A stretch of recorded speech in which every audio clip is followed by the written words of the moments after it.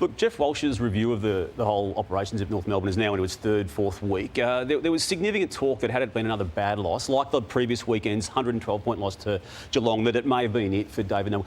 Do you believe this? Who said that? Oh, there was enough talk, and I think you know the talk. And let's, I know you can't say a lot of stuff, but have you been interviewed as part of this process to this point? Yes, I've been interviewed. Yeah, and again, I know you won't be able to tell us what you said, but Yep. where do you feel the review is heading, and what do you think will be the outcome of it? Oh, that's really hard for me to not answer, because I don't know where the review's going. I don't know where it started, and the questions in the review were the basic questions. There's nothing over the top from my end, certainly. I think the performance yesterday showed that we've got something to work with. Now, David Noble, he is the most competitive coach I've been under. When I say under, I'm not playing with him, but I've been there and been part of it. He's very competitive, and he knows where he wants to go.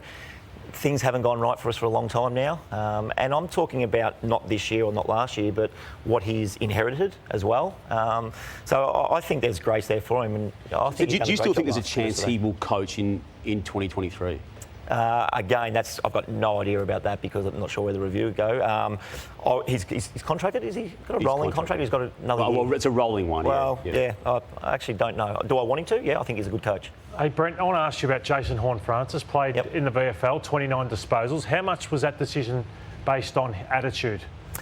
Yeah, it's a tough one with Jace, because he's missed 3 weeks now. I think there was an injury there and suspension as well. So I think the decision was made to bring him back through the reserve. We've got to remember, he's had so much flack, this young kid. He's 18 years old. I'm not sure if you can remember when you were 18, Lloyd. It was a long time ago. Yeah. Same as me. But you're 18, you're very raw, and you make a lot of mistakes. I'll tell you what he does. He does a lot of things right that nobody sees. Like he, again, talked about competitiveness. You sometimes just see him sulking a little bit because he's such a competitor. I actually like that. A lot of people can't get their head around it. I actually like it. That for me means he cares. But Boomer, you say that you're looking after him. I mean, the club didn't necessarily look after him the way they promoted him in the off-season. Jason, you're talking about? Yeah. And then I reckon you can make the argument that if he played yesterday, North wins. Oh, I love the decision, Damo. But why? I think it's their standing. For David Noble could easily have said, hey, my job's under pressure here. I'm just going to pick my best available side. But he was petulant, I believe, and then he's whacked Josh Kelly, and you let him just walk straight back into the team. I think they've made a statement at a three-quarter time. I mean, they've had their best performance and looking like they're going to beat Collingwood at the MCG. So that decision is justified, but I know I would argue that if he plays, they win. You're damned if you do and you're damned if you don't. Like that's my honest opinion. If you play him and we lose, they say, oh, you've got no standards. You lose, you win. It's a tough gig. That's the Kangaroos. We'll discuss more on the Pies later. Mason Cox will join us live.